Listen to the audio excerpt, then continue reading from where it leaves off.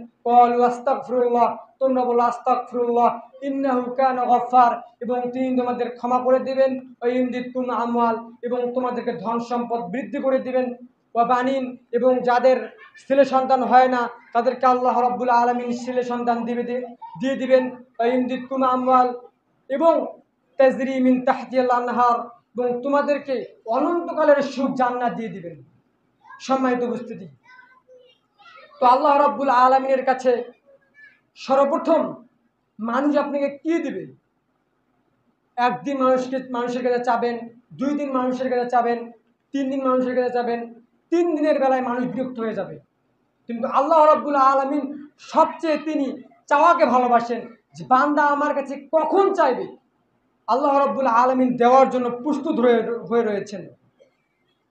সম্মানিত উপস্থিতি, রাসূল সাল্লাল্লাহু আলাইহি সাল্লাম বলছেন, লাউ ইবনে আদম ওয়াদিয়ান হাযা হাব্বা, যদি আদম সন্তানকে এক ময়দান ভর্তি সম্পদ দেওয়া হয় বা সোনার মুদ্রা দেওয়া হয়, আহাব্বা ইয়াকুনা আদিয়ান, ওই ব্যক্তি 2 ময়দান সম্পদের আকাঙ্ক্ষা করবে।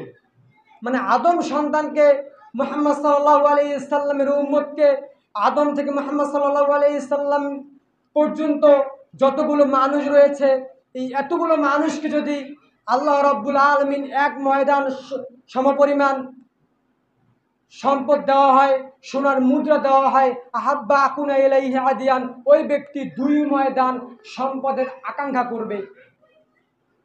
ওয়ালান লিমান ফালা আতরাবু, ওই ব্যক্তির মুখ কখনো ভরবে না কবরে উপস্থিত না হওয়া পর্যন্ত। তো মানুষের চাহিদার শেষ নেই। মানুষকে যদি এক ময়দান সমপরিমাণ সম্পদ দেওয়া হয়, সে পক্ষান্তরে ভাববে সে তার 2 ময়দান সম্পদ এবং তার দ্বিগুণ সম্পদ কীভাবে অর্থ উপার্জন করা যায়। সম্মানিত উপস্থিতি, ওই ব্যক্তি কবরে উপস্থিত না হওয়া পর্যন্ত বুঝতে পারবে না।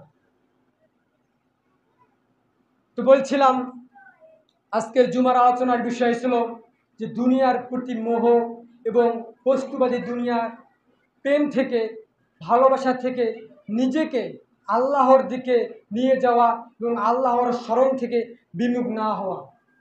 সবসময় নিজেকে মনে করতে হবে আল্লাহ রাব্বুল আলামিন শুধুমাত্র আমাকে পরীক্ষা করার জন্য, এবং আল্লাহ রাব্বুল আলামিন আমাকে তার ইবাদত করার জন্য দুনিয়াতে পাঠিয়ে দিয়েছেন।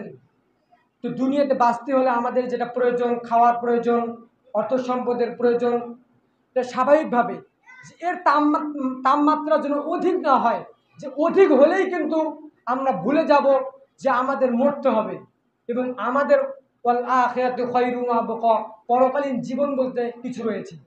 সম্মানিত উপস্থিতি, আল্লাহ রাব্বুল আলামিন যেন আমাদেরকে এই দুনিয়ার মোহ, দুনিয়ার ভালোবাসাকে ত্যাগ করে